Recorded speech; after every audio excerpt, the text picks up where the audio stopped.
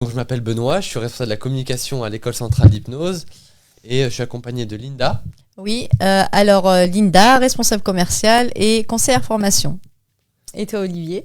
Et moi, Olivier, je suis hypnothérapeute et je suis à l'intérieur de l'école centrale d'hypnose, responsable pédagogique avec Bénédicte. On est co-responsable et en même temps intervenant à l'école. Super, merci beaucoup. Donc, pour le dire, le sujet du jour, c'est l'hypnose et le tabac. On va décortiquer tout le processus par lequel passe un fumeur, de pourquoi il commence à fumer, jusqu'à les questions qui se posent quand il arrête de fumer et quelle stratégie il peut mettre en place, quelle méthode existe pour arrêter de fumer et quelles sont ses conséquences, et aussi l'utilité de l'hypnose dans l'arrêt de tabac. Donc je rappelais quelques faits tout à l'heure quand on avait le son. Le son entre nous mais pas le son avec vous. C'est qu'aujourd'hui les fumeurs en moyenne fument 19 cigarettes par jour. 85% des fumeurs sont considérés comme des fumeurs réguliers, quotidiens, et ça représente environ 250 euros par jour, 250 euros par mois pour les fumeurs. Ce qui représente un réel enjeu de santé, un enjeu économique et un enjeu sur les habitudes et sur l'habitude des personnes et sociale en fait, je dirais même. Linda, est-ce que toi tu pourrais nous dire, pour commencer dans ce sujet-là, pourquoi on commence à fumer ? Alors, il y a plusieurs raisons pour lesquelles on commence à fumer. Déjà, quand on est plus jeune, souvent, c'est par mimétisme, parce qu'on a envie de faire comme les copains ou comme papa. Il y a également le fait de vouloir faire comme les grands. Il y a aussi ce côté où la cigarette est égale à homme. C'est surtout un symbole de virilité. Pour la plupart, et vous avez également l'expérimentation. Donc souvent, quand on est jeune, on a envie d'expérimenter des nouvelles choses, et le tabac en fait partie. Toi, Olivier, tu as fumé ? Ouais, moi j'ai fumé de mes 17 ans. Je vous donnerai pas la date. J'ai dû fumer pendant une vingtaine d'années pour m'arrêter une première fois par... on en parlera tout à l'heure, entre l'envie et la volonté. En tout cas, la première, c'était de la volonté. Donc, j'ai mis beaucoup de volonté à ça. Ça coûte beaucoup d'énergie à garder la volonté et dire non, je vais y arriver. La prends pas, cette cigarette qui te tend les bras à la soirée suivante. Et puis, mais aussi accompagné avec des patchs, avec des nicorettes, ce qui aide à... qui transforme les croyances et qui aide quand même à faire passer de la nicotine. Mais j'ai repris après au bout de 5 ans, 6 ans, pour de nouveau 5 ans, 6 ans, pour ensuite arrêter grâce à l'hypnose. Et pour là, en tout cas, depuis, j'ai dû arrêter il y a 8 ans, 9 ans, je ne sais même plus tellement, ça me paraît loin, mais en tout cas, pour de nouveau me sentir humain, détaché complètement de la cigarette. C'est-à-dire je suis même plus non-fumeur. Oui. Mon identité est... Oui, il n'y a jamais fumé, quoi. Il n'y a pas de statut par rapport à la cigarette. Psychologiquement, mais je veux dire, dans ton état d'esprit. Mais aujourd'hui, je ne suis plus un ancien fumeur.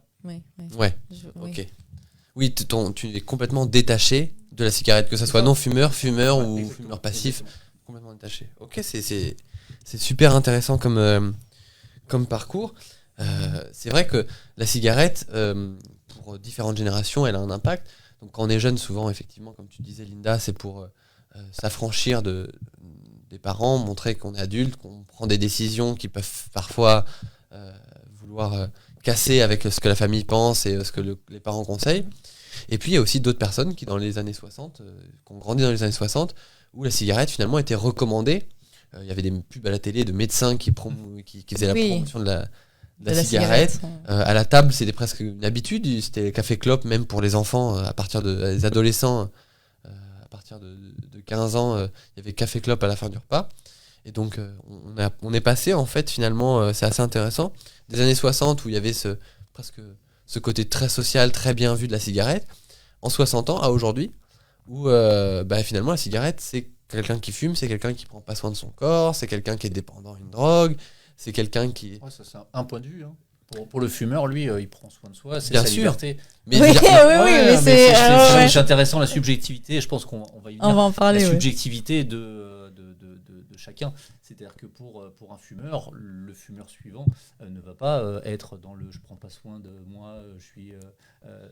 Mais parce que il est subjectif, parce qu'il est dans son identité de je suis fumeur, et donc je me reconnais à l'autre fumeur. C'est nous en tant que non fumeurs, peut-être on peut avoir ce jugement de dire. C'est ce que je voulais dire, c'est le jugement des non fumeurs, et ce jugement des non fumeurs, il a même été plus loin jusqu'à instaurer sur les paquets de cigarettes des images trash et faire des inductions très négatives aux fumeurs sur le fait que s'ils fument ils vont être malades, etc. Ouais. Et ça, pour l'inconscient, c'est incroyable. En fait, ça bouge pas, ça. En fait, ça a pas fait descendre la moyenne de cigarettes, de mettre les photos des crados pour ceux du tout. De mon âge qui ont connu les crados. C'était des petits bonhommes dessinés qui étaient vraiment très très moches. Ça donne des indices sur ton âge déjà. Ça va être le grand jeu, trouvez mon âge, mettez sur les commentaires. Et même de mettre fumez-tu, alors que c'est une suggestion vraiment purement directe. Fumez-tu, normalement, on se dit que ceux qui connaissent l'hypnose, c'est une suggestion bien dégueulasse pour un fumeur. Pour un fumeur et pour l'inconscient. Et pourtant, ça passe pas. Et en fait, pour un fumeur, il sait consciemment, avec son préfrontal, son conscient, que ça coûte de l'argent. Parce que tu disais, Benoît, tout à l'heure... 250 19 cigarettes par jour. En gros, un paquet. Le paquet, je sais plus. Il y a 10 euros pratiquement maintenant. 10 euros, Donc, tu as calculé 280. Ouais, c'est ça à peu près. On est à 300 euros par mois, donc ça coûte beaucoup d'argent. Maintenant, on peut plus dire non, je fume parce que ça m'apporte quelques jours en plus de vie. Donc ça, le conscient le sait. La partie consciente sait que ça pue, ça coûte cher. C'est pas bon pour la santé. Et pourtant, il y a quelque chose de suffisamment motivationnel, bien plus profond, qui fait que je suis capable de continuer, de me faire croire que c'est pour ma liberté, me faire croire que et je mets en place des croyances pour maintenir ça. Et à tel point qu'un dimanche soir, j'ai plus de cigarettes parce que j'avais oublié de faire la réserve, et je suis capable, parce que tous les tabacs sont fermés, de faire 30 bornes. Certains sont capables de faire 30 km pour aller chercher pour aller racheter. C'est quand même fou. C'est comme si vous aviez un énorme paquebot qui fonce dans le mur avec quelque chose. On sait qu'on va dans le mur. Je vous souhaite le plus loin possible. Enfin, quand je dis ça, on sait que ça coûte cher, que ça pollue l'organisme, que tous ces trucs. C'est mauvais, tout simplement. Pourtant, il y a quelque chose en nous. Et pourtant, j'ai été les deux. J'ai été fumeur et je suis aujourd'hui un être humain. Je ne sais pas comment m'appeler en fait. Je suis plus non fumeur, mais je ne sais pas comment vous racontez ça. En gros, je suis plus non fumeur parce que j'ai plus cette. Mais bon, appelons ça non fumeur pour être plus simple. Donc j'ai connu les deux, et j'ai connu ce truc-là de savoir consciemment qu'il y a plein d'inconvénients financiers, de santé, que ça peut polluer les autres pour ceux qui sont fumeurs et leurs conjoints ne fument pas. Oh mon Dieu, c'est horrible. C'est horrible. Et pourtant, on sait tout ça, et pourtant, on y va. Donc c'est qu'il y a quelque chose, quand même, un moteur dans le paquebot interne, puissant, qui continue à faire avancer dans cette direction-là. Complètement. Et du coup, c'est pour ça que quand on arrive au moment où on est fumeur, on a évoqué les raisons de pourquoi on était fumeur, les occasions qui nous donnent malheureusement l'envie de commencer. Et après, arrive le stade où on a envie d'arrêter. Mais alors l'envie d'arrêter, elle se pose sur plein de sujets, parce que finalement, comme tu l'as dit, c'est un paquebot où le moteur est très puissant, et il faut-il avoir encore conscience qu'on a envie d'arrêter de fumer, et que cette envie, elle est réelle. Parce qu'on peut se poser des questions sur est-ce qu'on a vraiment envie, est-ce que c'est notre famille qui nous demande d'arrêter, est-ce que c'est nos enfants qui veulent qu'on arrête, c'est nos amis, c'est la société, est-ce que c'est nous qui avons envie d'arrêter, mais est-ce qu'on est conscient vraiment au plus profond de soi-même de cette envie, ou c'est juste qu'on a envie d'arrêter parce que il y a une pression faite sur les fumeurs, et donc on se dit qu'il faudrait arrêter, mais finalement est-ce qu'on a vraiment envie?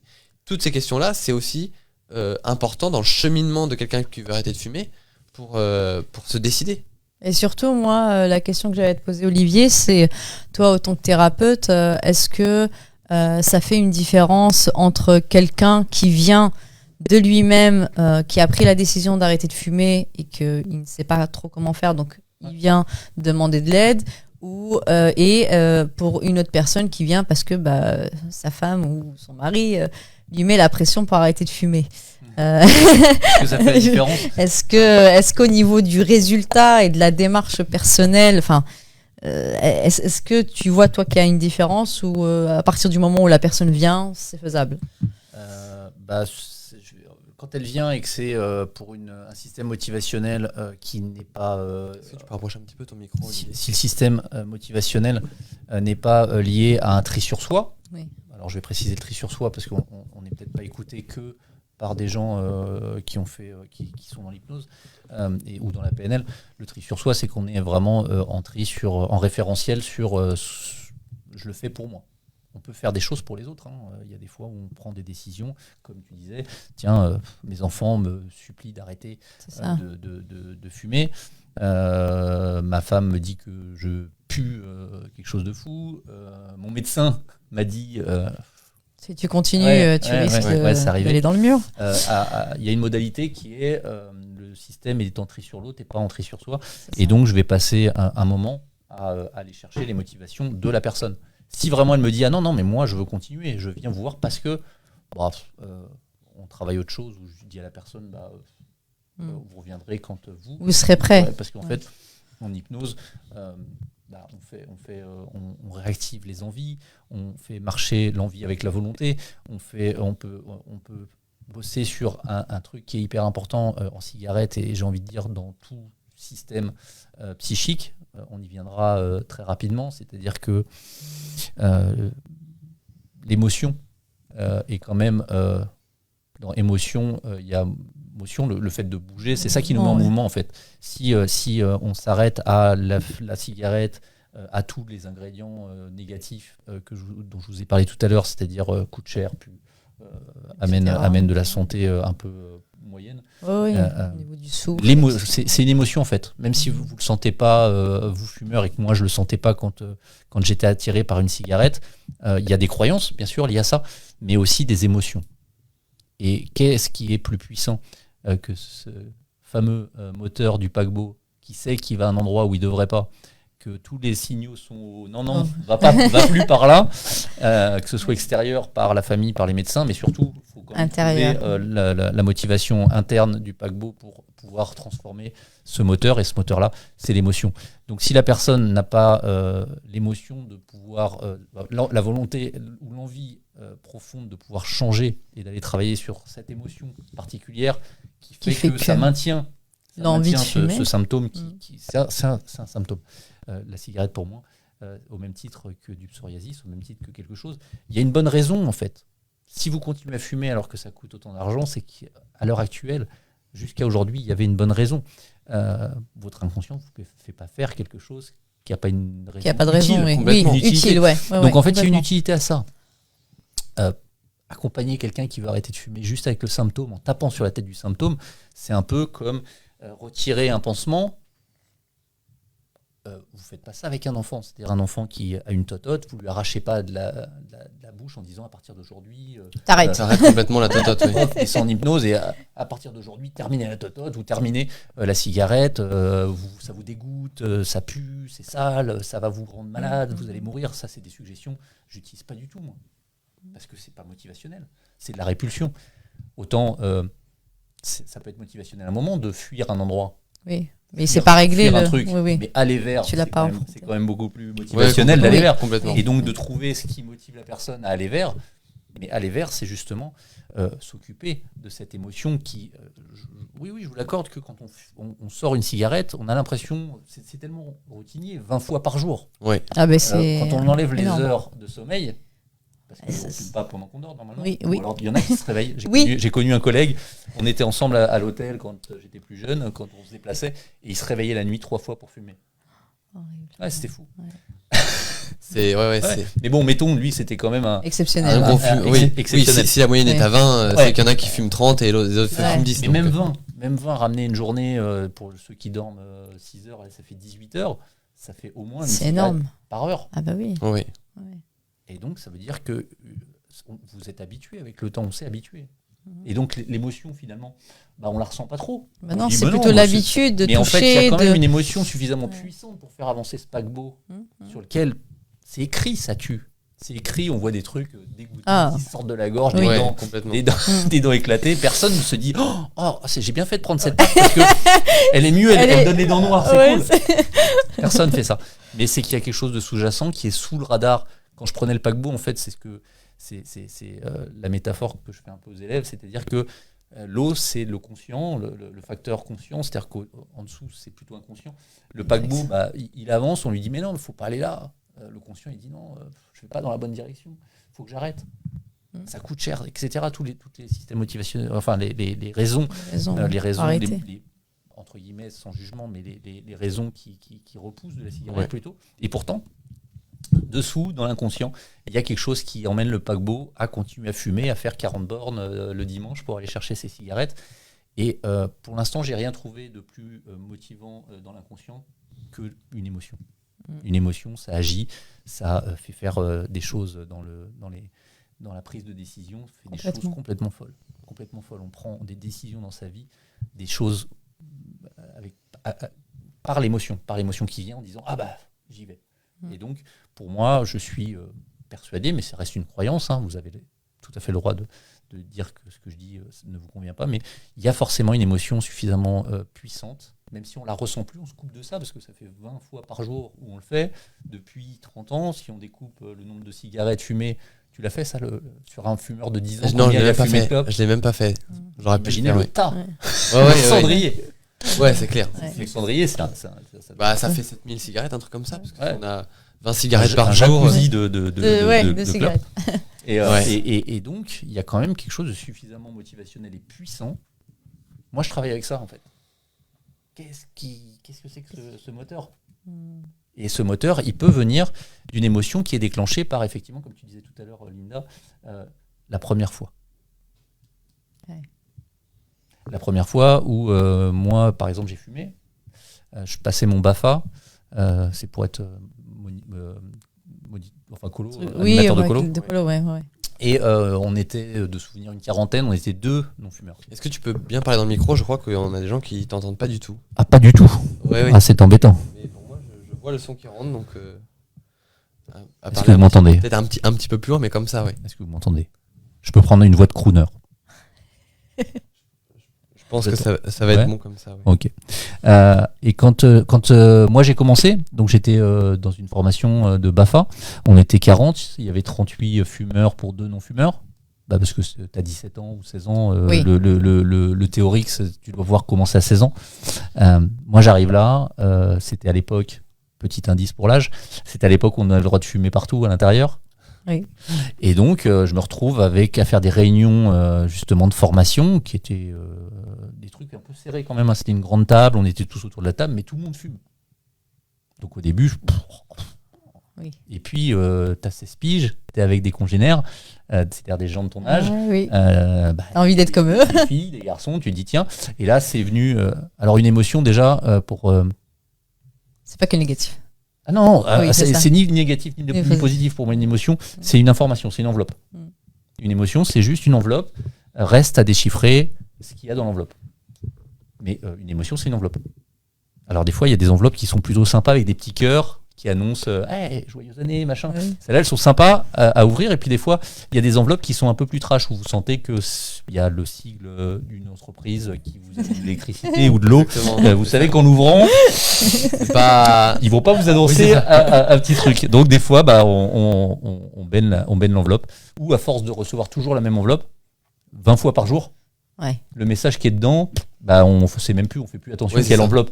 Donc la clope, la cigarette, quelle que soit l'appellation que vous lui donnez, elle déclenche quand même une émotion qui est liée à quelque chose. Moi, c'était l'appartenance, pour le coup.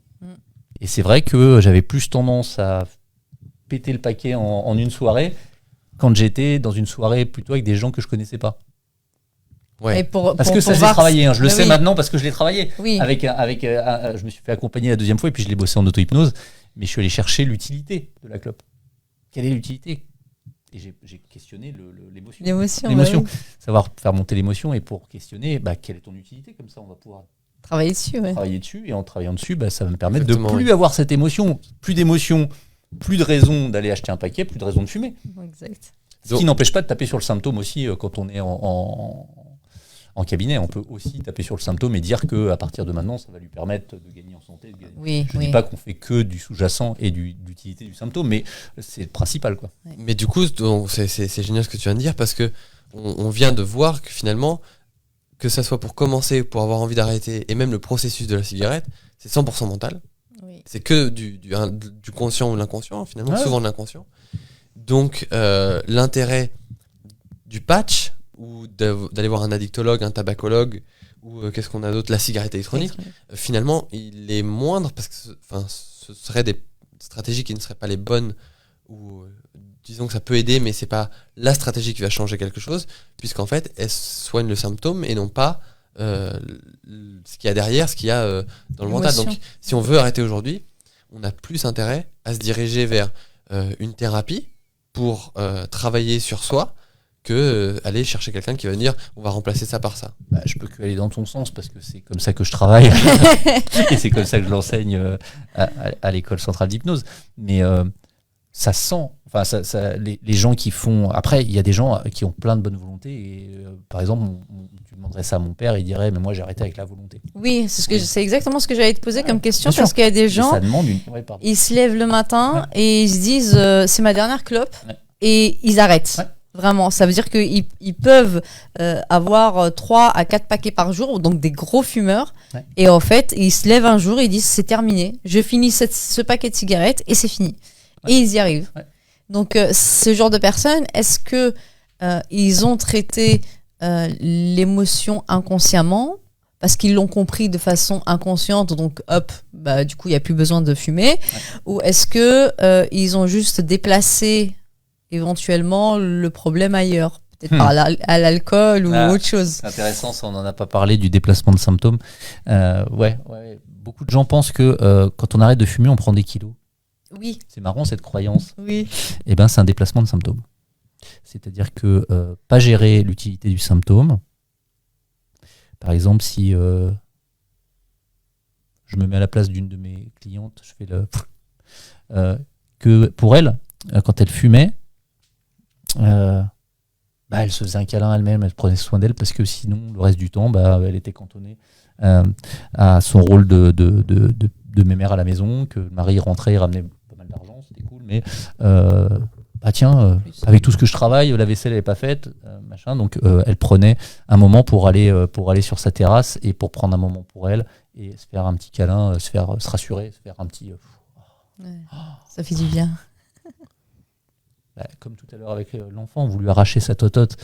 Si vous lui expliquez pas qu'il peut s'apporter de lui-même de la sécurité, se faire un câlin lui-même, si vous l'accompagnez pas, qu'est-ce qu'il va faire ?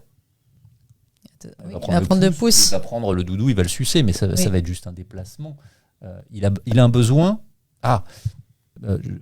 Les émotions, comment ça vient ? Une émotion, ça apparaît juste pour signaler si un besoin est assouvi ou pas chez vous. Après, il y a d'autres émotions qui sont liées à la survie, ce qu'on appelle les stress, mais ça c'est plutôt dans la survie, quand la personne se sent en tout cas en danger. Ça fait longtemps qu'on chasse plus les mammouths et qu'on n'est pas en danger de mort imminent plusieurs fois dans la journée, mais c'est ce qui nous a permis d'être aujourd'hui sur la planète à un moment où quand on allait chasser des animaux qui étaient quand même beaucoup beaucoup plus gros que nous et très dangereux, on avait bien raison de fuir, lutter ou de faire le mort, qu'on appelle l'inhibition.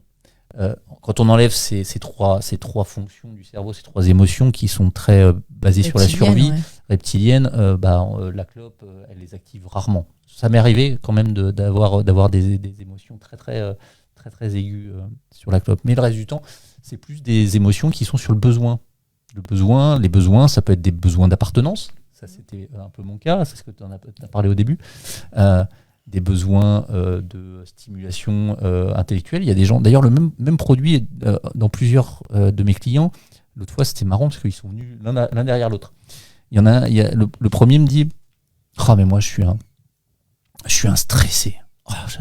Tout le temps je bosse. Et puis je sens à des moments que j'ai besoin de...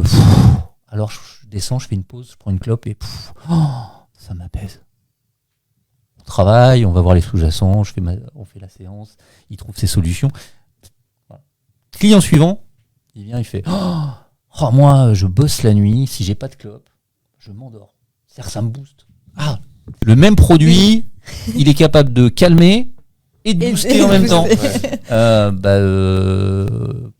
Oui. Le même produit, la même marque. Ah, c'est bizarre, il y en a qui la clope, ça les met en stress, ça les excite, et d'autres, Et ça les ça les calme. apaise. Physiologiquement, ça excite, la clope. Physiologiquement, les études de médecine montrent que ça active le système. Il y a plus de rythme cardiaque, il y a une augmentation, ne serait-ce que de...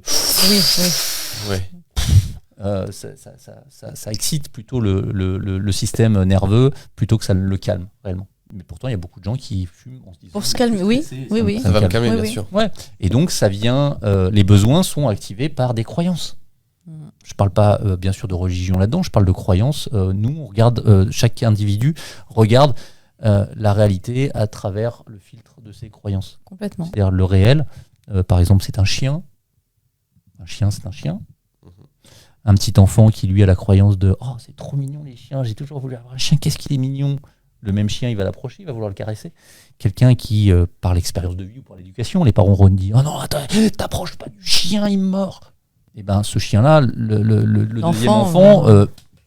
Oui, les croyances, c'est dans Avant, notre... On a un monde qui a un rond, et nous, on dessine un carré autour en disant voilà, ça, c'est comme ça, ça, c'est comme ça, ça, c'est comme ça. Ouais. Et ça nous met des limites. En fait, les croyances sont la même chose que des limites. Ouais.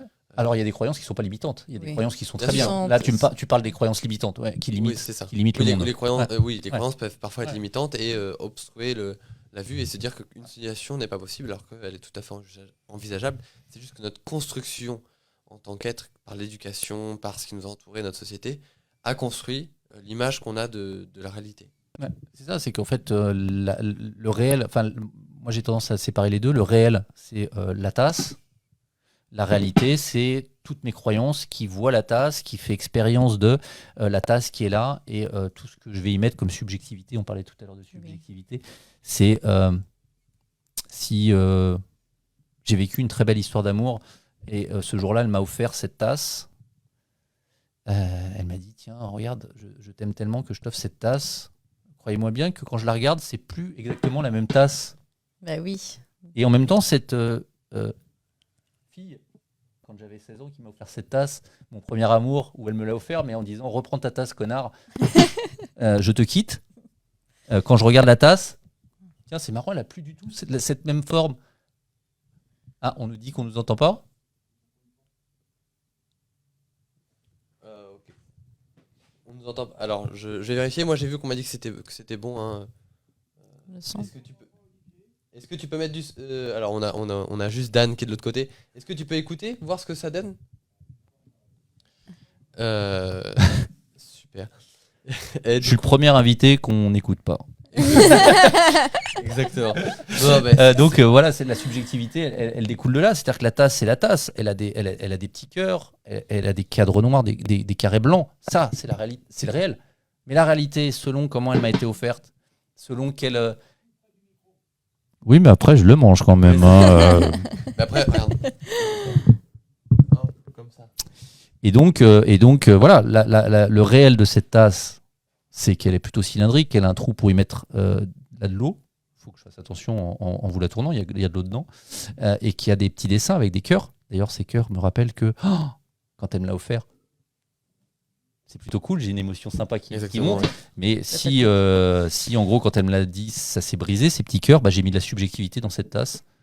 Et, Oui, je vois la tasse différemment. Et donc le réel, on se crée en fait avec nos croyances, nos expériences de vie, d'une subjectivité du monde qui fait qu'on ne voit pas tous le monde de la même façon. Et c'est plutôt cool. Oui, parce qu'il y a différents. C'est plutôt sympa. On fait expérience du monde à travers Différents filtres. nos croyances, c'est un peu ça. Ouais, C'est-à-dire que là, je vois le monde d'une certaine façon, mais si je mets ça, je vois le monde De toute façon. de toute exactement. façon, c'est mes croyances.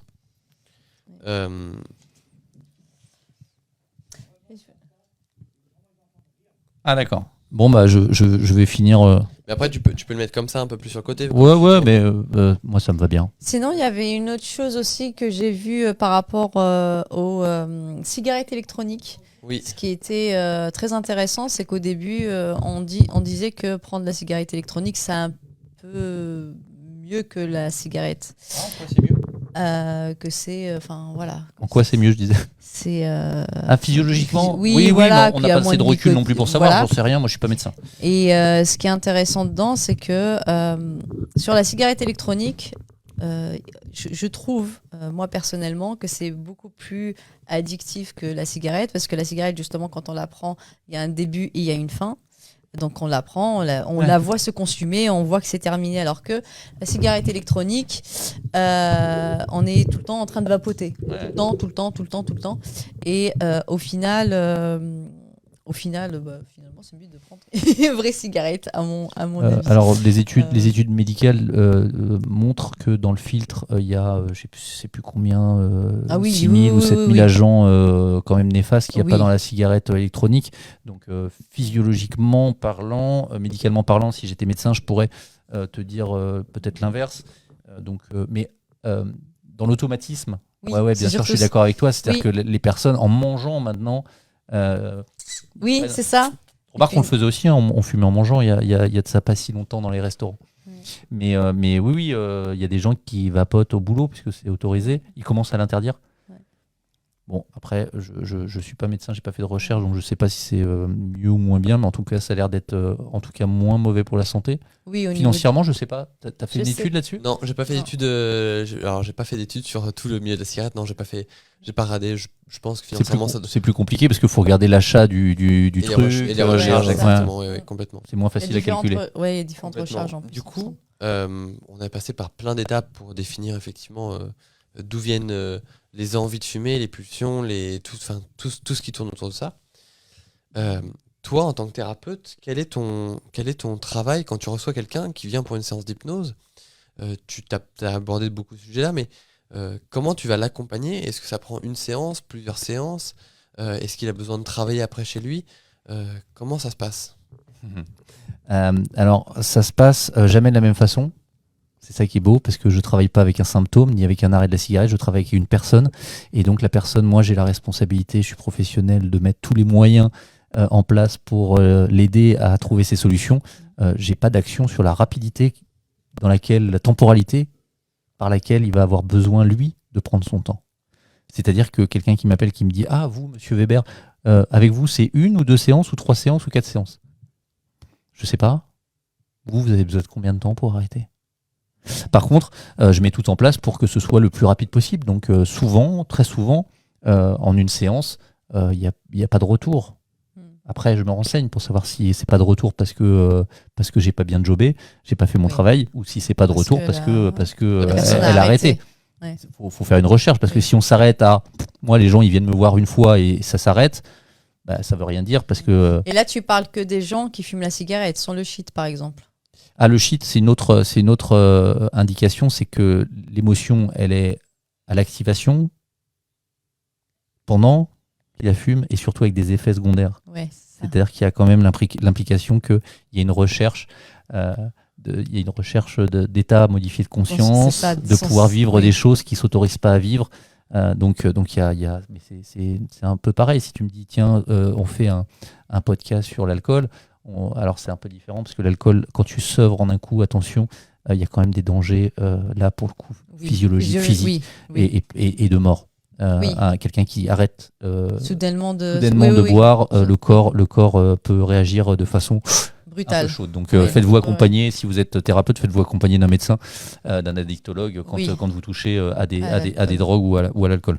Sauf si c'est l'alcool un peu mondain, c'est-à-dire que c'est quelqu'un qui dit « Bonjour, je viens vous voir, je bois tous les soirs une bière ». Vous sentez bien que s'il arrête de boire une bière tous les soirs, ça va pas changer, physiologiquement, ça va pas. Mais quelqu'un qui a une bouteille de whisky par jour, si vous tapez que sur le symptôme, même sur les sous-jacents, il y a quand même un risque. Pour la cigarette, non, il y a des études, il me semble, alors je suis pas très très calé là-dessus, mais c'est la croyance que j'ai, et je l'avais lu dans un magazine un peu scientifique, je crois, que la dépendance physique à la nicotine dure entre 3 et 5 jours. C'est-à-dire après avoir arrêté la cigarette? Oui, c'est ça, quand tu arrêtes, quand tu sevres du tabac, la dépendance physiologique, c'est-à-dire vraiment le sentiment de manque, c'est vraiment très court, très court. Oui, mais c'est C'est tous les ancrages qu'on va mettre autour de cette cigarette. Bah, en fait, c'est ça, c'est que si 6 mois après, 1 an après, on rechute, ça veut dire qu'on a tapé sur le symptôme, que la dépendance physiologique à la nicotine n'est plus là depuis bien longtemps. Mais pourtant, il y a cette... j'étais parti sur le truc tout à l'heure de déplacement de symptômes sur la fille qui était sortie sur sa terrasse avant qu'on me dise qu'on ne m'entendait pas. Donc j'étais parti sur une dame qui, alors je ne sais pas si on m'entendait quand je le disais, une dame qui était à la maison, son mari gagnait bien sa vie, mais quand il rentrait, c'était un peu, tiens, il y a des lessives en retard, qu'est-ce qu'on mange ce soir? Donc elle se faisait un câlin à elle-même avec sa cigarette. Donc la journée, quand les enfants étaient à l'école, elle se mettait une cigarette en disant là je me sens bien. Exactement. Un petit câlin elle-même. Elle va chez un confrère, elle arrête, et sûrement qu'il a tapé, je ne le connais pas, hein, je ne demande pas je ne suis pas dans la compétition, au contraire, on est tous complémentaires et on fait des bonnes équipes, quelles que soient les formations que vous avez eues. On est plutôt à travailler tous dans le même sens avec les gens plutôt que d'être en compétition. Donc je me dis, tiens, comment ça se fait qu'elle revienne pour arrêter de fumer? Parce que je pose la question, est-ce que vous avez déjà arrêté? Elle me dit oui, et puis je suis allé voir un hypno. Ah tiens, mais qu'est-ce qui s'est passé? Le problème, c'est que j'ai pris 30 kilos. Et au bout du 30e, j'ai repris la cigarette. Il y a beaucoup de cas comme ça d'ailleurs. Eh oui, mais parce que si vous alors là, je ne peux pas certifier que c'est ça, hein, mais la croyance que quand on arrête de fumer, on prend des kilos, c'est quand on le fait avec cette volonté dont on parlait tout à l'heure. Oui. C'est-à-dire qu'il y a quand même un besoin qui n'est pas souvi derrière et qui n'est pas accompagné. C'est-à-dire que on va déplacer le symptôme. Ah, je ne peux plus sortir pour fumer? Je vais me faire un petit carré de chocolat en rentrant. Oui. Ou je vais me faire un petit verre de vin blanc. On remplace, on déplace. On déplace, oui. On déplace. Et donc du coup, toi, quand tu fais, donc tu as dit la séance, elle peut durer, ça peut être une séance, ça peut être 2 séances, ça va dépendre et de toi et de la personne qui vient, et finalement donc sa volonté d'arrêter, à quel point elle est prête à arrêter, à quel point elle est accro, à quel point toi tu es capable de l'aider une séance, parce que parfois il faut beaucoup dégrossir pour aller comprendre aussi d'où vient le symptôme. Ouais. Mais est-ce qu'il y a besoin après chez soi de travailler? C'est-à-dire que quand la personne a travaillé la séance, elle est sortie, elle arrête de fumer. Mais est-ce qu'il y a besoin de faire des choses pour s'entraîner chez soi? Ouais, d'aller une fois par jour au tabac, de prendre 10 €, d'aller au tabac, de regarder le tabac et de dire non, et de mettre les 10 € dans sa poche, dans une cagnotte pour faire autre chose. Non, je plaisante. Je la connaissais pas celle-là. je plaisante. Non, je fais pas faire ça aux gens. C'est une blagounette. Pour finir sur le temps de séance, le nombre de séances, je vais vous donner un exemple qui m'est arrivé il y a un peu longtemps. J'étais jeune hypno et je reçois quelqu'un et bizarrement, je lui demande, parce que je m'intéresse à la personne en disant quand est-ce que vous avez commencé? La personne avait en gros 47 ans, 48 ans. Elle me dit j'ai commencé il y a 6 ans. C'est, comme tu disais tout à l'heure, c'est un peu original parce que beaucoup, en fait, dans le pourcentage, beaucoup commencent tôt avec le besoin d'appartenance, le besoin là où il y a des besoins, beaucoup de besoins. On commence là. Complètement. Souvent. Là, ça m'étonne un peu. Je le montre pas, mais ça m'étonne. Tiens, le mec, il commence à 40 ans. Ah, et vous savez, vous vous souvenez dans quelles circonstances vous avez commencé? Il me fait, oui, je me souviens très bien. Vous pouvez m'en parler? Il me fait, ah oui, je peux vous en parler. Bon, ça. Ouais, si, je vais vous en parler, c'est cool. C'était il y a donc 7 ans. Je vais à l'hôpital voir mon papa. Il est en phase terminale de cancer. Ça y est, les médecins m'ont appelé. Ils m'ont dit, faut le débrancher là. Donc, pour voir une émotion, je lui fais vivre un petit peu au présent, pour le coup, ce qui se passe, pour l'accompagner. Et donc, il me dit, là, j'arrive à l'hôpital. Et puis, je dis à mon père, tiens, papa, il est encore conscient, mais il souffrait beaucoup. Je lui dis, papa, et je lui dis, t'as envie d'un truc? Il me dit, ouais, emmène-moi, mets-moi sur le fauteuil et emmène-moi fumer une clope. J'ai un truc à te dire. Il charge son père en phase terminale avec ablation de plein d'organes. Il l'emmène et la tête marchait très bien encore. Hein. Il l'emmène, le médecin dit tu fais quoi, tu te barres pas avec le... Ouais, complètement. On est plutôt en phase, donc il charge la machine, Ah bip oui, bip, ça y est, enfin oui. il y a un peu le médecin La qui fin, me dit quoi. vous faites quoi, il dit il veut une clope, ah bah ok, va pour la clope.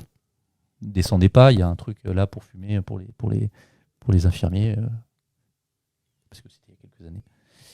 Bref, il va et son père, donc il taxe une clope sûrement, Oui. pas à son père, parce que je pense qu'il fumait plus depuis longtemps, Il y a dans un l'état dans lequel il infirmier est. qui était là, Ouais, ouais. comme ça. Et donc il me dit, l'infirmier il me file le paquet. Et puis je lui allume sa clope. Ouais. Et puis je lui mets dans la bouche parce qu'il était quand même pas bien. Et puis son père fume et dit, tiens, en fait, je crois que j'ai pas été un bon père et que je t'ai jamais dit que je suis fier de toi. Ah bah l'autre, il ouvre le paquet, il en prend une, il allume, il fait comment ? Je voulais te dire que vraiment, je te l'ai jamais dit, mais je suis super fier de toi en fait, de tout ce que tu as fait. J'ai toujours été un père qui disait c'est pas bien ce que tu fais, c'est pas machin. Mais là, j'approche de la grande porte et j'y ai pensé depuis longtemps et j'arrive pas à te le dire, mais là, c'est le bon moment. Et l'autre, il engramme ça avec une cigarette dans la bouche.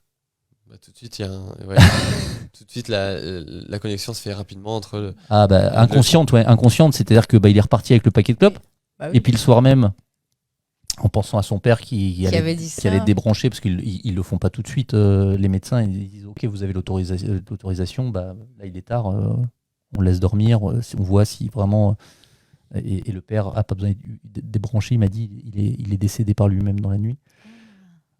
Oui, donc il y a un relâchement des deux côtés. Enfin, ouais, il avait besoin de transmettre ça à son fils, mais l'autre il a pris un tel paquet. Ah, oui. Et au sens du terme, quand il me dit j'ai pris un paquet dans la tête, un paquet de quoi ? Et là ça fait pfff. Et il est reconnecté entre eux. Et le conscient n'était pas là en fait. Il fumait depuis 7 ans juste pour se rappeler que son père était fier de lui et que c'était cool, ça c'était plutôt une émotion positive. Ouais. Mais il aurait, en fumant, en allumant sa clope le matin, le soir, il n'était pas consciemment, il n'était pas capable de dire je fume parce que mon père m'a dit que j'étais fier de toi, parce que le conscient il dit il te l'a dit.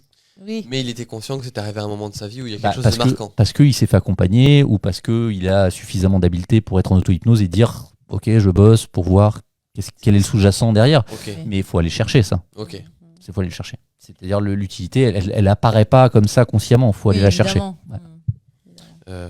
Et donc on a bossé sur sa reconnaissance à lui-même, à vraiment bien vivre le moment où il entend ça, et puis en même temps il a couru après sa vie, toute sa vie après le fait que son père soit fier de lui, et que finalement ce qu'on cherche chez les autres, ce après quoi on court, c'est ce qu'on n'arrive pas à s'apporter à soi-même. Et donc on a travaillé avec cet homme-là sur l'estime de lui-même, c'est-à-dire s'apporter de l'estime et de la fierté de lui-même, donc sa fierté par rapport à lui-même, qui était capable d'être fier à partir du moment où il a plus besoin de réactiver la fierté de son père parce qu'il se la porte à lui-même. Et ça aide franchement, ça suffit pas, mais ça aide franchement à couper. Couper. Est-ce que quand donc, je suis fumeur, je viens te voir, c'est nouveau. C'est ce que j'allais dire. J'aime vous faire des révélations. On fait une séance, c'est fini, voilà, j'arrive à me détacher de la cigarette.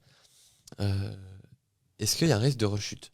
Est-ce que tu as eu des rechutes et pourquoi elles arrivent et qu'est-ce qu'on peut faire contre ça en travaillant soi-même en hypnose ? Alors rechute, ça veut dire que mettons il y a besoin de plusieurs séances parce que la personne a diminué. La dernière fois, j'ai une personne qui me reprend rendez-vous et qui me dit ça n'a pas fonctionné. J'ai dû passer à côté de quelque chose, installez-vous. Et il me dit non, je fume encore 5 cigarettes par jour. Vous n'étiez pas à 2 paquets ? Si. Ça a vraiment pas fonctionné. Alors il me dit non mais si quand même. Ah non mais il y a un mieux, il y a un beaucoup mieux, parce que la personne elle venait en disant non mais moi mon objectif c'était de plus fumer. Et ces 5 cigarettes par jour, on a rebossé sur un sous-jacent que j'avais pas réussi à attraper.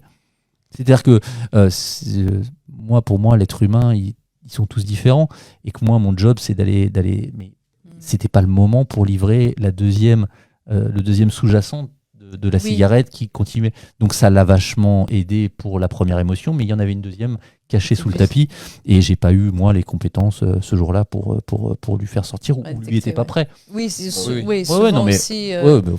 Moi je suis à l'aise avec moi j'ai une obligation de moyens, pas de résultat. J'ai mis tous les moyens, je peux passer à côté d'un truc certaines fois, c'est possible, mais en tout cas je me flagelle pas avec ça, et c'est l'un ou l'autre. En tout cas, soit lui était pas prêt, soit moi je suis passé à côté, mais cool, bah, c'est bien déjà de passer de 40 cigarettes à 5, c'est déjà un bon gap. Complètement. Et puis de passer de 40 à 0, peut-être que l'inconscient n'était pas super prêt à faire ce jump-là.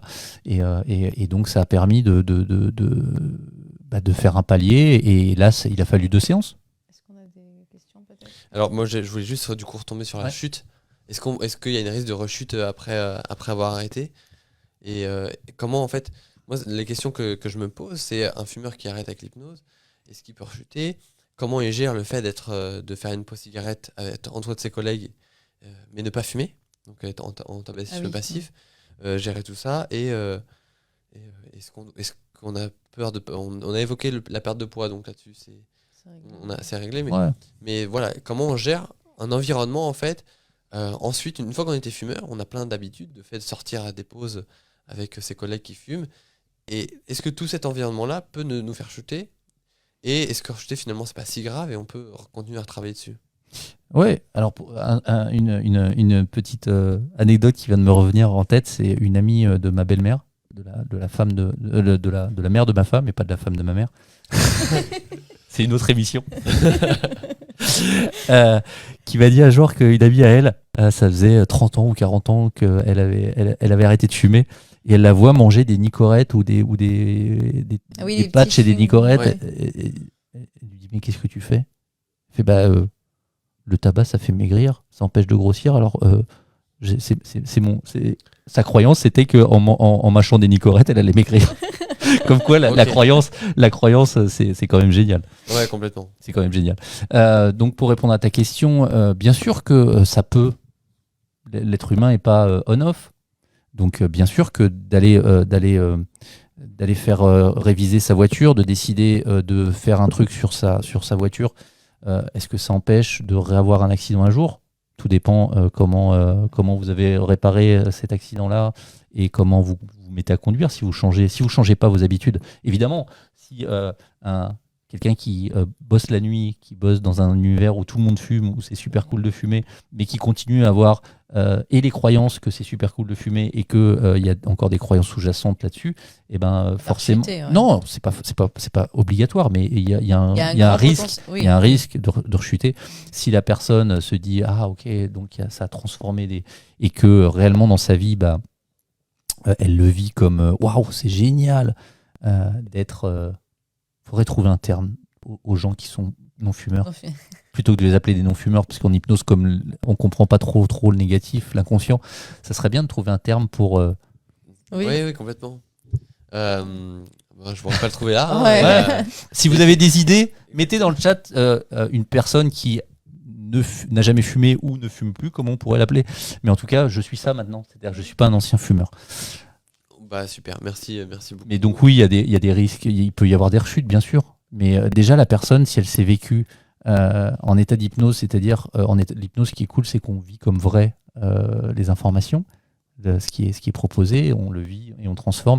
Si déjà elle le vit comme vrai dans une futurisation, comment elle peut être bien, comment elle peut, tu disais tout à l'heure, comment je peux descendre à la pause avec mon N+1 ou avec mes copains, faire une pause du boulot et pour pouvoir passer un bon moment d'échange autre que tiens au fait tiens là t'as pas fini ton travail et machin, et prendre trouver à elle ces solutions pour mettre en place un bon moment pour descendre avec, et pas forcément parler de fumeurs passifs, mais de collègues. C'est tout à fait possible de profiter de tous les attributs positifs de la pause cigarette des autres sans avoir les inconvénients. Oui, complètement. Et puis s'il y a rechute, ça veut dire qu'il y a eu arrêt. Et donc ce qu'il faut voir là-dedans, c'est surtout qu'il y a eu arrêt. C'est surtout sur ça qu'il faut insister. Et que vous avez été capable d'arrêter. Donc si vous avez été capable d'arrêter, même si vous avez repris, vous serez toujours capable de réarrêter derrière. Exactement, c'est une vraie. Moi, je l'ai vécu comme ça, en tout cas, quand j'ai arrêté pendant très longtemps et que j'ai refumé sur un trauma, sur un truc un peu chaud de ma vie. J'ai refumé là. c'était cool parce que je me suis appuyé sur le fait que j'avais réussi à arrêter 7 ans ou je sais plus combien de temps, mais une grosse période avant, en me disant j'étais bien à cette période-là, je l'ai vécu, c'était cool. Et donc chaque arrêt est une victoire. Bah, c'est super. Je remercie tout le monde d'avoir suivi le live. On s'excuse pour les Il y a pas problèmes. il y a des questions. Alors je peux pas les avoir sur mon téléphone parce que j'ai pas l'application Facebook, donc je peux pas les voir. Si toi tu peux te rendre sur le live, à ce moment-là, on va vous laisser poser les questions dans le live. On s'excuse encore une fois pour les problèmes de son. On se retrouvera le mois prochain dans tous les cas avec un nouveau live. Et des nouveaux micros. Soit des nouveaux micros, soit un son un peu mieux géré. Ouais, complètement. C'est notre premier live en direct, enfin c'est notre premier podcast en direct. Donc on vous laisse, comprendre pourquoi ça peut y avoir des soucis. Rien à voir, donc ECH. Toi, Olivier. ECH. Oui. Non, École centrale d'hypnose. On arrive, hein. On va prendre vos questions, on est en train de regarder. En même temps, j'ai l'impression qu'on a du retard dans le... Alors, faut aller... Parce que je m'entends parler de loin. Ah, oui. On est là. Exactement. Et si tu cliques, okay. Est-ce que tu vas avoir le chat? Ouais. Parfait. Est-ce qu'on a des questions alors? On va lire. Alors... Tu peux trier par les commentaires les plus récents?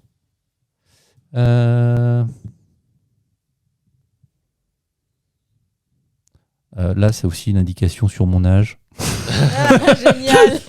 Génial. Je vois que vous n'avez pas été très joueur sur mon âge. Mais comment trier? Ah, attends, je l'ai vu d'ensemble. Discussion en direct. Plus de vidéos, vos réponses. Alors, on va essayer de voir. Les commentaires. Alors, on nous pose la question, quelle technique d'hypnose? Alors justement, moi, ça va me permettre de parler un peu de ça, parce pour ceux qui nous ont suivis, et vous êtes encore plus de 70, c'est génial, vous avez été plus de 100. Nous, on a l'école centrale d'hypnose. Et l'école centrale d'hypnose, c'est marqué juste derrière. Sur le kakémono, on enseigne une hypnose pluridisciplinaire. C'est-à-dire une hypnose érectionnaire, l'hypnose hellmanienne, l'hypnose conversationnelle. On part du principe qu'on ne traite pas un symptôme, comme l'a dit Olivier, on ne fait pas des protocoles, on traite une personne.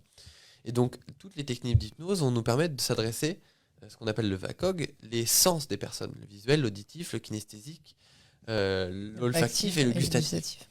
Et donc, maîtriser toutes les techniques d'hypnose nous permettent de nous adapter à la personne qu'on a en face de nous pour traiter la personne accompagnée, objectif, et non pas le symptôme. Ouais. Donc, à l'école centrale de l'hypnose, en tout cas, les hypnothérapeutes diplômés de cette école pratiquent la plupart des grandes techniques d'hypnose, en fait. Ouais. Et on n'est pas spécialisé dans une technique en particulier. Ouais, il peut y avoir plein de... On peut se servir, en fait... c'est comme si vous demandiez à quelqu'un qui rénove des maisons, quelle technique vous utilisez pour rénover ma maison? Vous voulez pas d'abord que je visite votre maison et voir ce que vous voulez en faire vous, pour que je vous dise avec quel outil je vais bricoler? Ou vous préférez prendre une entreprise qui dit moi je travaille exclusivement le marteau, le burin, et ensuite je mets du carrelage. Exactement, oui. C'est dommage parce que moi je voulais de la moquette ou du parquet. C'est ça. Finalement, moi, je m'en fous c'est la personne qui décide si elle veut du parquet, du carrelage, de la moquette. C'est elle qui sait comment elle veut décorer sa maison, pas moi. Donc, j'utilise pas une technique, comme je disais tout à l'heure, entre une séance pour l'arrêt du tabac à 9h et une à 10h30. Ce sera jamais la même séance. Ce sera jamais la même séance parce que c'est pas la même personne. Et les deux qui viennent en répondant à la question bonjour, en quoi je peux vous être utile, et qui me répondent bonjour, je viens pour l'arrêt du tabac, et la deuxième de 10h30 qui vient pour l'arrêt du tabac, c'est pas du tout la même séance, parce qu'il y en a une qui aura besoin de passer par une technique de deuil, une où il y aura de la régression, une où il y aura une rencontre des parties, une où il y aura un recadrage en 6 points, une où il y aura un dialogue avec le symptôme. Mais je sais pas moi où je vais, je sais pas comment je... Là, si tu me demandes, c'est quoi toi ta technique, comment tu fais, je m'adapte. C'est comment la personne a besoin de faire. Justement. Alors, on a plusieurs questions. Ouais. On a une question, c'est quoi un sous-jacent? Parce que tu as beaucoup employé ce terme. Ouais. Et des personnes voulaient des exemples concrets de sous-jacents. Et une sorte de définition de ce que pourrait être un sous-jacent. Ouais, c'est l'utilité du symptôme, c'est-à-dire les raisons pour la personne qui sont entre guillemets bonnes pour suffisamment. Le sous-jacent, c'est le moteur du paquebot qui fait que ça amène dans cette direction-là, que tout le conscient, du paquebot dit non, arrête, ça coûte cher, ça pue, ça enlève des jours de vie, arrête. Et pourtant, Oui, on moi, se je me sens couche. bien. On se couche en disant ça, et encore, il y a le dessous du paquebot qui dit ouais, ok, va fumer une clope d'abord. On arrêtera après. Oui. Et donc le sous-jacent, c'est ça. C'est en fait c'est le moteur qui motive la personne à continuer, parce que il y a aucune raison. Enfin, aujourd'hui, si vous nous écoutez, si vous êtes en live, c'est que votre inconscient vous continue pendant que vous nous écoutez à faire battre votre cœur, à dilater vos artères, à vous faire respirer, et il le fait plutôt bien. Pour le coup, Bien sûr. il le fait très très bien. Et puis des fois, il y a des petites manies, comme se ronger les ongles, mais il y a une utilité à ça. Oui. Il y a une Grincement utilité. des dents, il y en a plusieurs. Tout ce que met, enfin moi c'est ma croyance, mais tout ce que met l'inconscient comme symptôme, on peut appeler ça symptôme, a un sous-jacent, c'est-à-dire a une utilité, c'est-à-dire que toute enveloppe a un message. Complètement. Alors, et si on bosse que sur l'enveloppe, ou qu'on veut pas écouter l'enveloppe, bah c'est dommage, on se coupe du message. Alors la deuxième question qu'on a, c'est une personne qui voudrait arrêter, mais elle n'est pas sûre de connaître le pourquoi elle fume. Et est-ce que en séance, on peut découvrir le pourquoi on fume? Parce que parfois on pense qu'on fume pour une raison et c'est pas du tout la bonne raison, soit on se rappelle plus, on n'est plus capable de se souvenir pourquoi on a commencé et pourquoi on fume. Est-ce qu'en séance, avec un hypnothérapeute, on peut, même si la personne ne le sait pas, aller trouver ce pourquoi en fait? Alors moi je travaille pas avec le pourquoi en un mot. Oui. Vous connaissez le jeu du pourquoi. Quand vous voulez perdre du temps avec vos enfants, vous jouez à répondre à chaque fois qu'il vous fait une réponse, votre enfant, ou l'inverse. Il dit pourquoi? Et pourquoi? Pourquoi? Et généralement, quand on commence à tiens, pourquoi il y a des nuages? Parce que il y a l'évaporation. Et pourquoi il y a l'évaporation? Enfin, je vais pas vous le faire parce que ça dure des heures. On arrive à l'univers. Les Au bout d'un moment, on parle. tout parent sait, encore une indication. Tout parent sait que le pourquoi en un mot finalement amène à une généralisation, un truc qui est, si c'est pour quoi, c'est-à-dire le en quoi c'est intéressant pour moi de fumer, c'est plus du tout la même intention. Alors on a aussi une question sur... Est-ce que j'ai répondu qu'est-ce qu'il dit, la personne disait est-ce qu'on va chercher le pourquoi? Donc le pourquoi, on s'en fiche un peu, parce que peut-être que vous avez commencé mettons comme moi, pour appartenir à un groupe, pour ressembler à un groupe, parce que je me sentais différent, un peu exclu, parce que on était deux à pas fumer.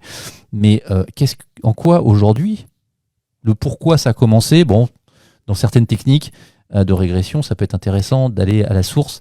Là, de retourner à la source pour vivre autrement le moment où j'ai fumé ma première clope. Bon, sur certaines fois, non, mais pour moi, non, mais pour certaines personnes, ça a du sens. Comme la futurisation, par exemple.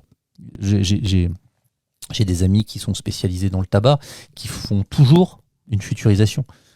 C'est intéressant, parce que la personne, si elle peut se vivre en tant que... Je ne sais pas si on a un retour sur le nom de quelqu'un qui n'a jamais fumé ou qui a arrêté de fumer, qui ne serait pas non-fumeur.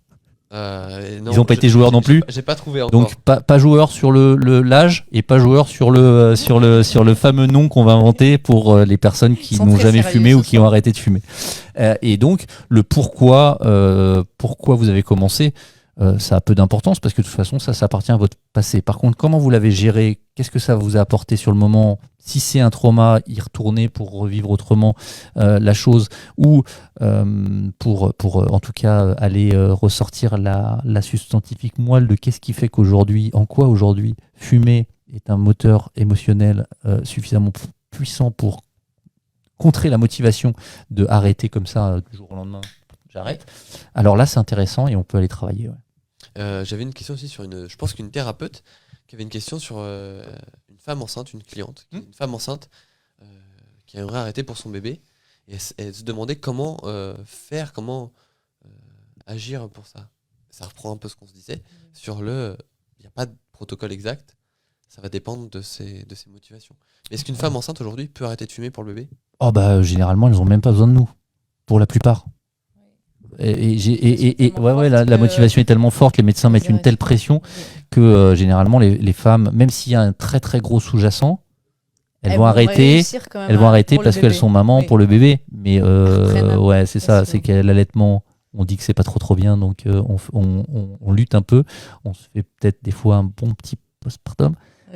Oui, c'est ça. C'est possible. Hein. J'en ai reçu aussi des mamans qui venaient parce qu'elles vivaient mal leur post-accouchement et qu'en fait c'était lié qu'elles avaient arrêté la cigarette juste avant et que c'était un système motivationnel qui n'avait pas été réglé, mais simplement elles avaient la volonté et donc la volonté d'être une bonne maman par exemple, mais que là comme elle n'était plus machin et que c'était compliqué, elle avait plus que les inconvénients, mais elle avait pas repris.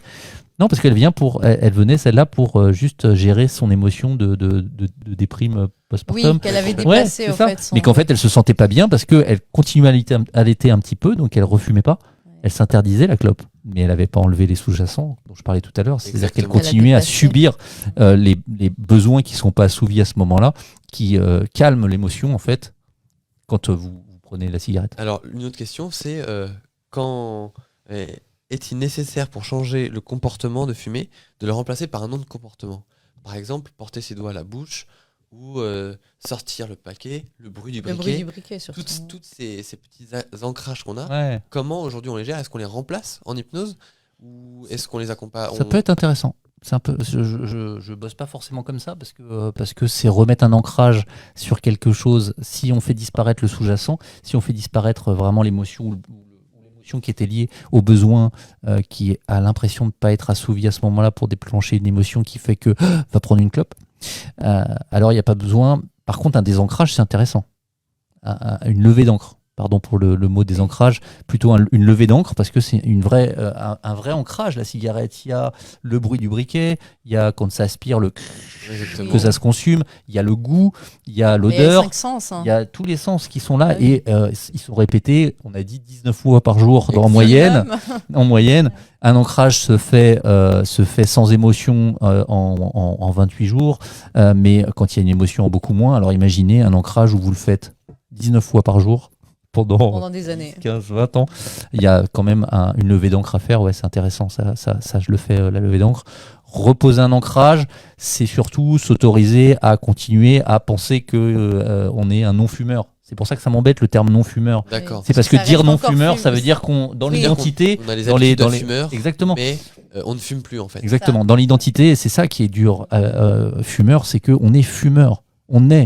On n'a pas une addiction à la cigarette, c'est trop loin à dire. On est fumeur.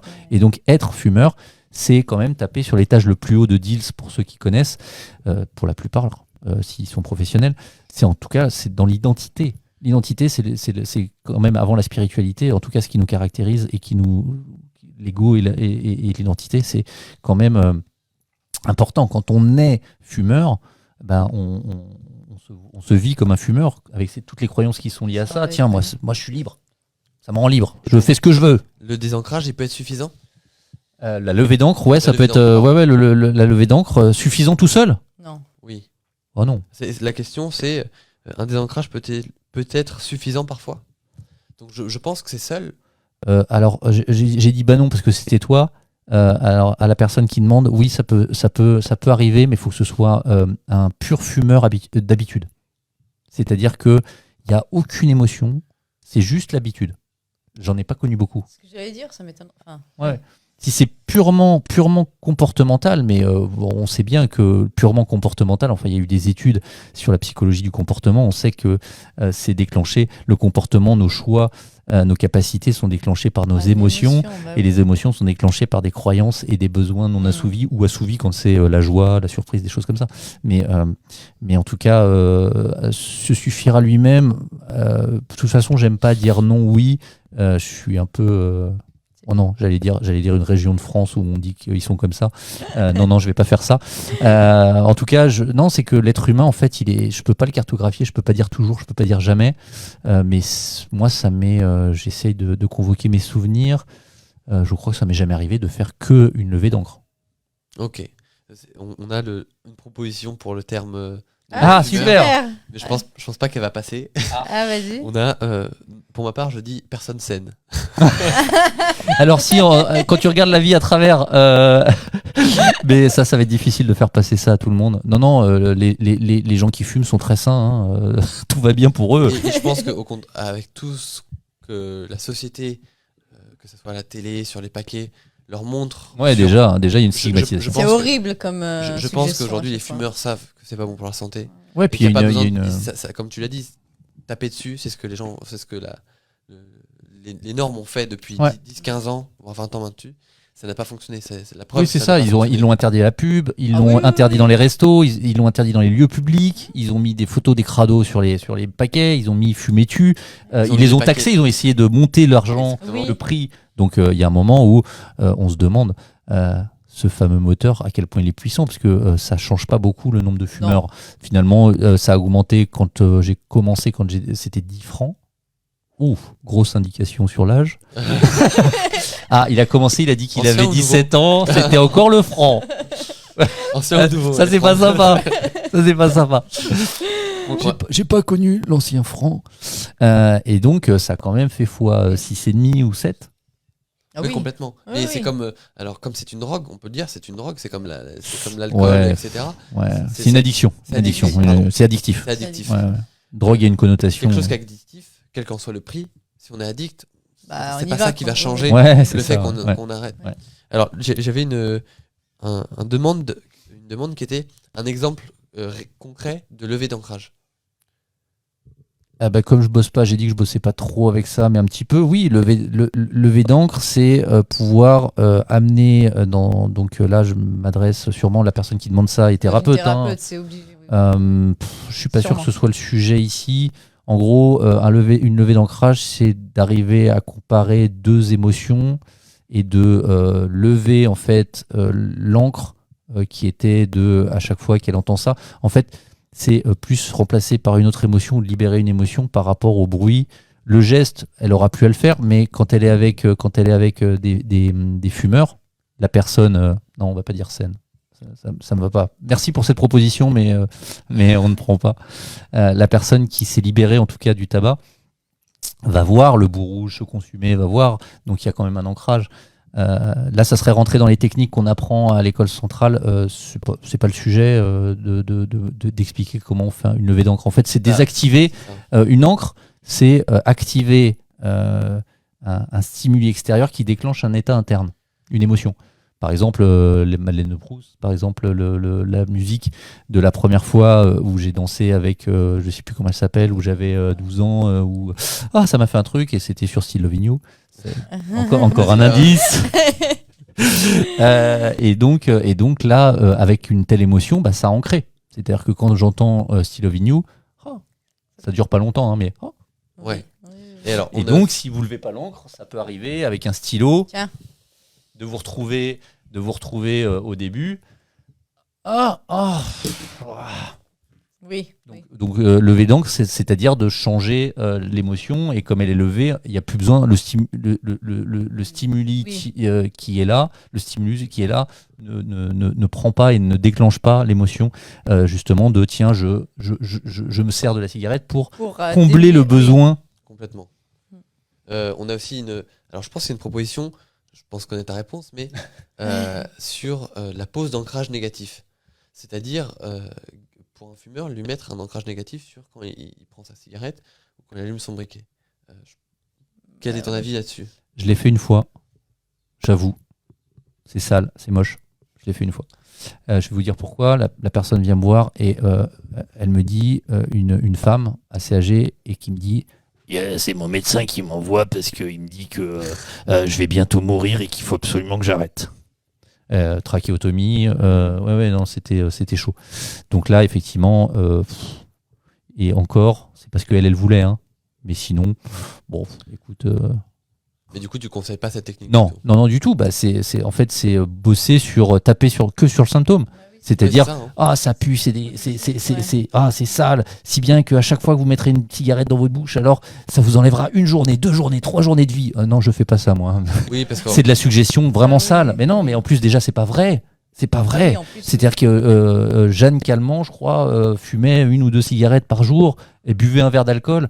Donc, oui, effectivement, quand on fume 1 ou 2 paquets par jour, il y a des études qui montrent que effectivement, ça peut réduire la vie. Mais c'est pas une science exacte non plus. C'est-à-dire qu'il y a pas d'études sur le fait que ces personnes-là avaient quand même bien sûr. des fragilités aux poumons, etc. Complètement. Donc, c'est de la suggestion vilaine, Ah oui, sale. oui.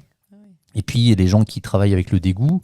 Bah, c'est dommage parce que finalement, d'autres moyens, entre fuir un endroit ou aller vers un objectif, vers le futur, c'est quand même beaucoup plus motivationnel d'aller vers un truc glamour qui excite l'envie. Ah, j'ai envie de faire ça plutôt que de dire je veux plus Oui. être là. Oui, parce qu'on essaye l'hypnose, donc on agit sur l'inconscient et on essaie toujours de tendre vers le positif, aller vers des suggestions, que ce soit suggestion ou ancrage, toujours positif pour ne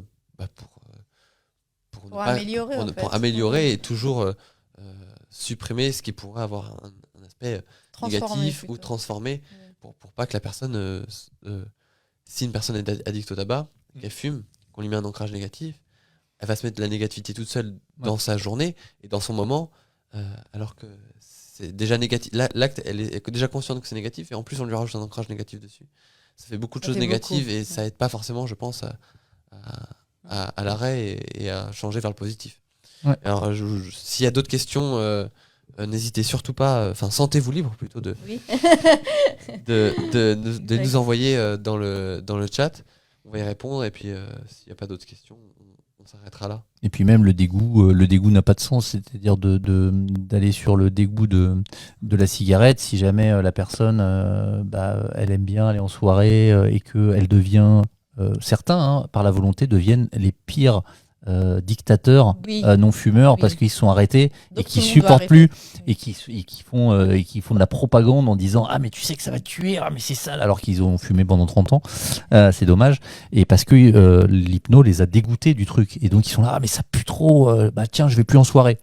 Ils créent un autre problème, c'est-à-dire que leur kiff, leur plaisir, c'était d'aller en soirée, mais ils peuvent plus y aller parce que l'hypno qui les a pris a bossé sur à partir de maintenant, l'odeur te dégoûte, t'as envie de vomir, t'as des hauts le cœur à chaque fois qu'il y a le goût, l'odeur et la vision de la cigarette.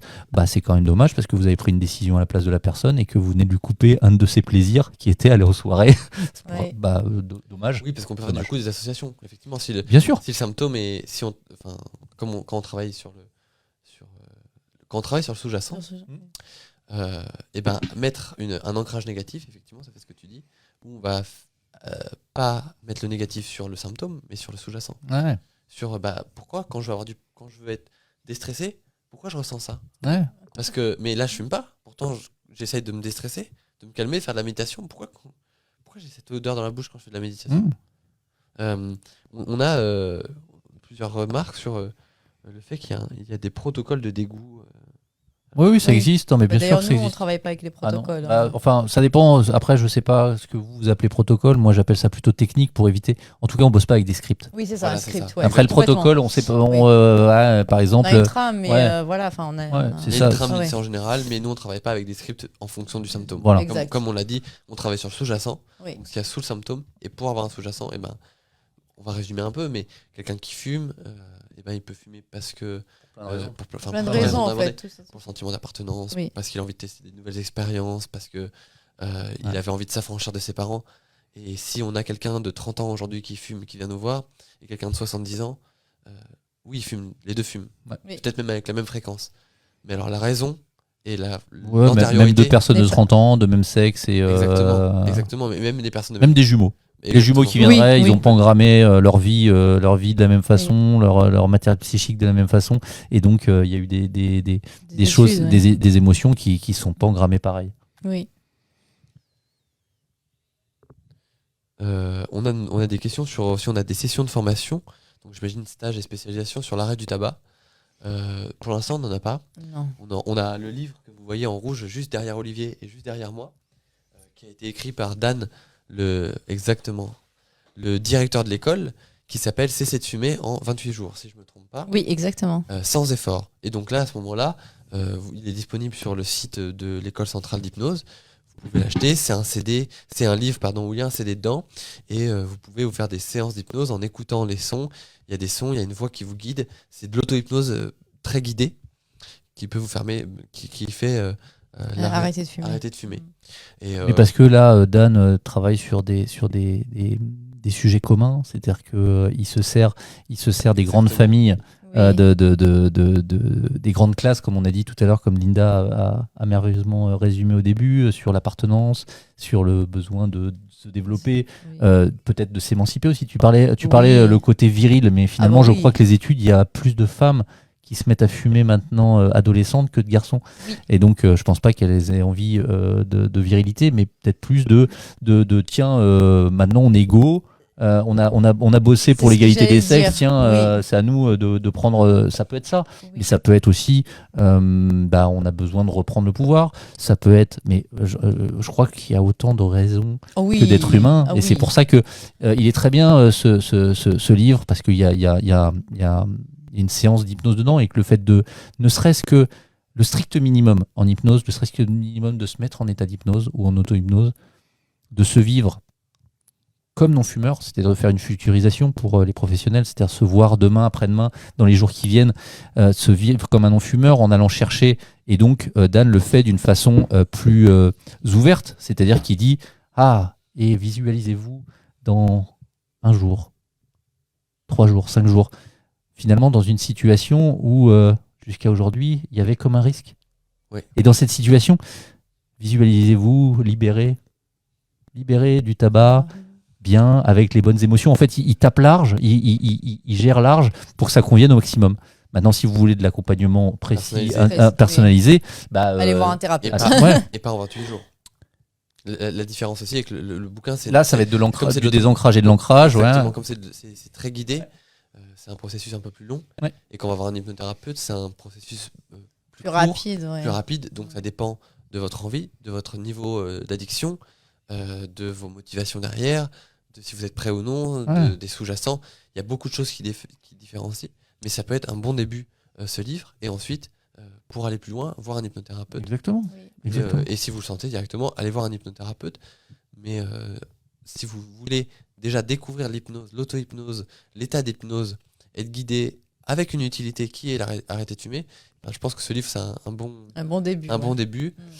Un début, enfin, c'est selon ça, c'est comme un concert, c'est-à-dire qu'il peut convenir à 30 000 personnes.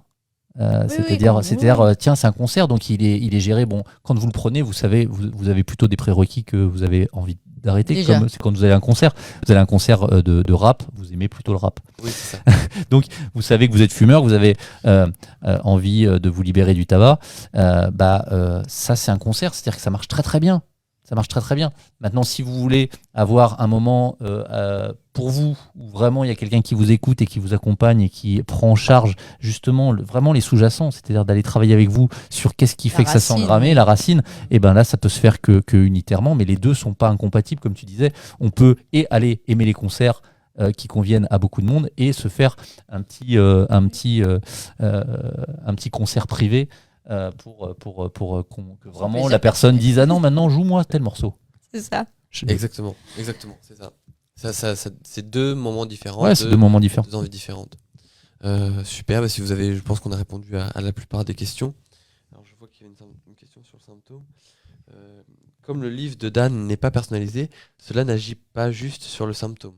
Je crois que j'y ai répondu là. Je crois que j'ai répondu. C'est-à-dire que un peu, mais ça convient au maximum de personnes. Et donc, il n'agit pas que sur le symptôme, parce qu'il va guider aussi tiens, à ce moment-là, vous avez une émotion, cette émotion. Et le CD à l'intérieur. Donc, il y a... Non, il fait pas que le symptôme. Et il y a aussi ce qui est important, et ce qui est un principe très important en hypnose, c'est le cycle des 28 jours. C'est pour ça qu'on parle de arrêter de l'hypnose en 28 jours. Arrêter de l'hypnose. Bien sûr, arrêter l'hypnose. Arrêtez tout en 28 jours. C'est la fin. Arrêtez l'hypnose grâce à la cigarette. Arrêtez d'arrêter et continuez à continuer. Je suis pas arrivé dans le bon podcast. Non, arrêtez, bien sûr, donc ce cycle des 28 jours qui est aussi important dans le processus généraliste du livre. Ouais, de transformer ses croyances, ça permet de transformer ses croyances aussi, ce livre. C'est-à-dire que c'est pas parce que j'ai pas dit que fallait absolument tout le temps traiter la racine. Mais si vous transformez les croyances, le livre transforme les croyances, l'audio permet d'aller gérer son émotion sans avoir le sous-jacent, mais de la tamiser, plus des suggestions qui tapent sur le symptôme, ça permet de faire déjà le job. Ça permet déjà de faire le job. Super. Merci Olivier pour ce moment d'échange. Merci. Merci à vous de m'avoir invité, c'est cool. Merci à tous. Encore une fois, on prend vos retours pour la prochaine fois pour améliorer le son. Et on a vu tous les bons messages et les messages pour nous améliorer. Donc on vous remercie d'avoir été aussi présents. Vous avez été plus de 100 pendant la majorité du podcast, voire 150. Et là, vous êtes encore plus de 50. Donc merci à tous. On se retrouve dans un mois. Oui. On vous tiendra au courant sur la page de l'ECH sur le sujet à venir. En attendant, vous pouvez retrouver toutes les informations sur notre formation, internet, sur les stages qu'on propose sur notre site internet, donc écolecentralehydnose.fr. Et nous, on vous dit à la prochaine fois et puis bonne fin de semaine. À très vite. Je crois qu'on n'a pas répondu sur est-ce qu'il y a une spécialisation sur le tabac. Il me semblait qu'on a dit non. Ouais, c'est ça. Mais en fait, c'est comme faudrait faire une spécialisation sur comment accompagner un symptôme. C'est-à-dire que si on fait une spécialisation sur le tabac, alors je vais exiger au responsable, responsable pédagogique de faire une spécialisation sur le psoriasis, sur les ongles, sur mais ça n'aurait pas de sens en fait. On ferait 12 ans, on s'appellerait des médecins parce que eux ils cartographient l'intégralité de tous les symptômes et de tous les agissements du corps humain, alors que nous on travaille sur la psyché et les sous-jacents, c'est-à-dire l'utilité de quel est le symptôme. Après le symptôme, quelqu'un qui vient me voir en disant je suis addict à la Flichtepekpum, et je travaille sur en quoi. Je pensais pas quelqu'un aussi. C'est ça, je parlais de toi. En quoi en quoi le Flichtepekpum t'apporte. C'est quand tu as commencé le Flichtepekpum. Et en fait, on accompagne bien sûr en appelant ça cigarette, en appelant ça ongle, en appelant ça ce qu'on veut dans les addictions, mais en tout cas, on accompagne surtout un être humain qui a envie de se libérer du Flichtepekpum. Exactement. Voilà, merci pour sur ces belles paroles. On vous dit à très vite. Merci à tous. Et puis, merci beaucoup à tous. Belle semaine. Merci. À bientôt.